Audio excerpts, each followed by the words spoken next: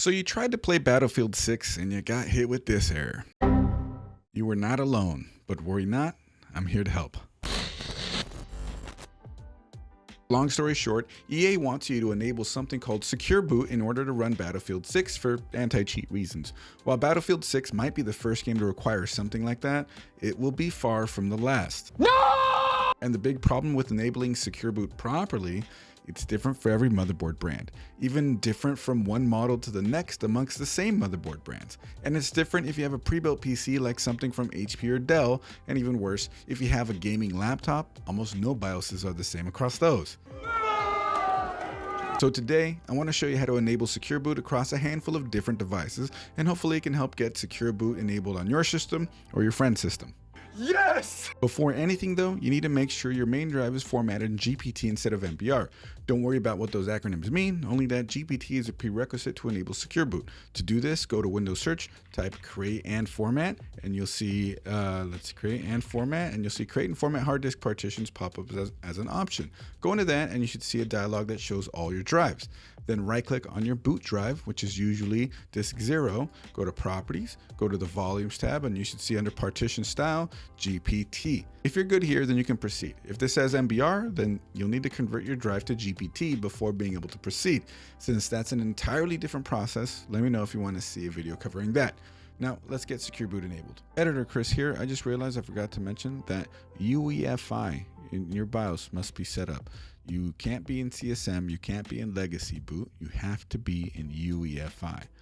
And that will show in like the boot mode of most BIOSes.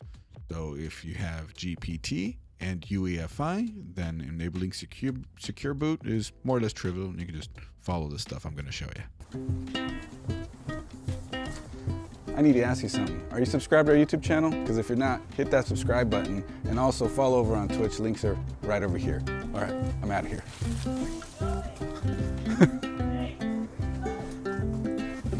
I don't like it over there.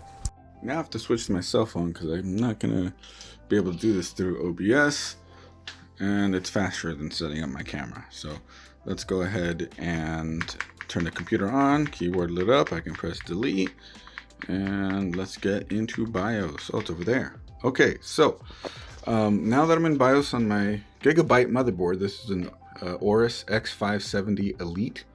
When I had to set up Secure Boot on this one, I believe it was over here in the boot section, and you see CSM support now is a choice for something.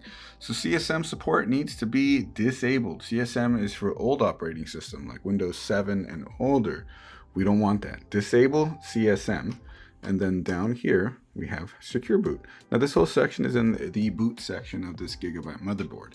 And again, I've mentioned that it's going to be different in different motherboards, so I'm covering Gigabyte within this specific section of the video, specifically Aorus, but they tend to keep it somewhat similar. So if you have an older Gigabyte Aorus motherboard or a newer one, odds are you're still going to find CSM support and Secure Boot here in the boot section. And so we go into boot, and you want to do the restore factory keys if you haven't done that already, and then you're good. Actually, you're not. There's one more thing you want to double check. And again, this is something that people aren't talking about as much when in the whole Secure Boot conversation, because you want something called fTPM just to be on the safe side to make sure that that's configured. So now you might have to dig around a little bit on it because I don't exactly remember where it was, but it looks like I just found it. Settings, and then miscellaneous. And here we go. AMD CPU fTPM enabled. Trusted Computing 2.0. If you go into here, you'll see that there's more options, but you want it to be enabled. You want it to be Trusted Computing 2.0, AMD CPU fTPM enabled, and there you go. Intel motherboards aren't going to have fTPM. They'll actually have something called PTT, and I'll put something on screen in a different section to talk about that. But for AMD, you'll want fTPM to be enabled on Trusted Computing 2.0. You'll want Secure Boot enabled with the keys installed, CSM support disabled, and then you're all set. For reference, on some Asrock motherboards, you would go under Advanced in the BIOS, and then you see at the bottom AMD fTPM switch. Select AMD CPU fTPM, and then go on over to the Security tab, and you'll see Secure Boot there. You can enable it, install default Secure Boot keys, restart, and then you should be good to go on Asrock. So here we are in the BIOS of my laptop, which is a Gateway Creator Series from, I don't know, I think 2021, something like that. A lot of laptops will tell you on the screen what button it is to get into the BIOS or the boot menu.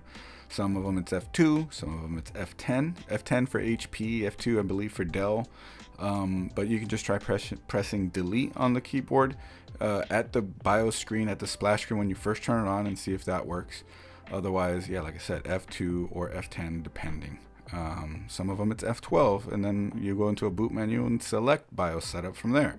But once you're here, you see on this laptop it's a very more basic, sort of stripped down look, and not all laptops are going to have it looking like this. That's just this specific laptop. But I'm going to go to Advanced, and I don't really see anything to do with Secure Boot here that I'm interested in modifying, but it does. But something that is important is you have UEFI OS. You cannot enable Secure Boot without your OS being UEFI. So make sure it's on UEFI instead of Legacy. Then to move on from there, I'm going to look in Security. And while you think that Secure Boot would be in Boot, it's not. It's actually over here in Security. So you see Secure Boot on this one is enabled. Now something that I don't see too many people talk about is that once it's enabled, you're not out of the woods yet. You want to go into Key Management, and then where it says here like Restore Factory Keys, stuff like that.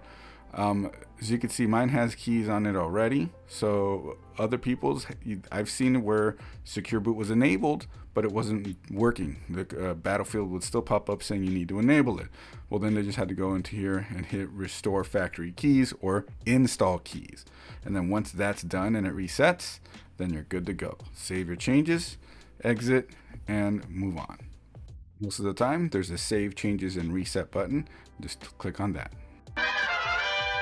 Not that it can run Battlefield 6 or much if any games in general, but maybe you have a SFF PC with an eGPU setup. I don't know, but I'm going to cover it. Here I have an HP EliteDesk SFF PC. This is an 8th gen one, so it's a little on the older side, but I'm booted into BIOS. This one, it was F10 to get into BIOS on boot. It captures a little weird, but you can see everything just fine here.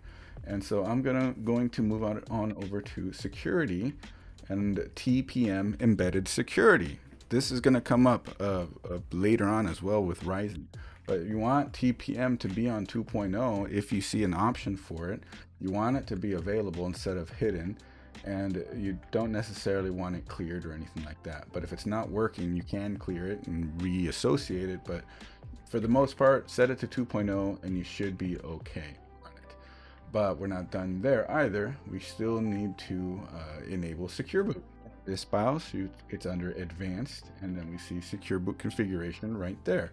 And what we want in this configuration is Legacy Support Disable and Secure Boot Enable, and then we're good. So it's already set up there, and there's nothing for me to do with the key management.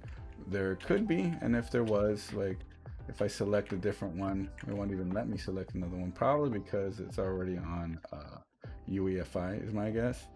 And Secure Boot disabled. Now it's disabled on both here, but no, we want Legacy Support disabled, Secure Boot enabled. And yeah, looks like that would be everything. So we've now enabled TPM, verified that we have TPM 2.0 under TPM Embedded Security here. And then we've gone over to Advanced and then Secure Boot configuration and made sure that Legacy is disabled and Secure Boot is enabled. And that's how you do it on this HP BIOS.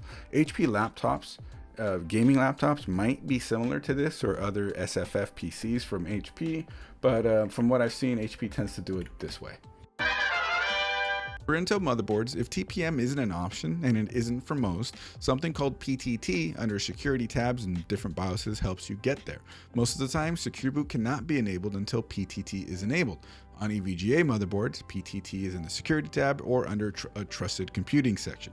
Then after that, you can go into boot section, They'll have a boot section up on the top in the tabs. Disable CSM, enable secure boot, and restore or install factory keys, then reboot and you should be all set. A guide for EVGA will also be linked in the video description and the pinned comment. That covers a few, but if you're still having trouble and can't identify what you need to do with your specific model of computer or motherboard, I'll leave some links down in the description and also in the pinned comment. When Windows 11 launched, secure boot and TPM was a big deal, so it turns out there are plenty of guides out there, and hopefully one of those can help you out if this one didn't. If you like this video, you know what to do. Hit that subscribe button and that bell so you don't miss a single upload. Also, I stream to Twitch every Friday at 8 p.m. Pacific at twitch.tv/coalitionchris. So if you want to talk more tech or PC building, feel free to stop by, drop a follow, and let's talk tech. Anyways, I'll catch you on the next one. Snipe, snipe! Ah. Hold up. I heard no bell. Oh, the bell!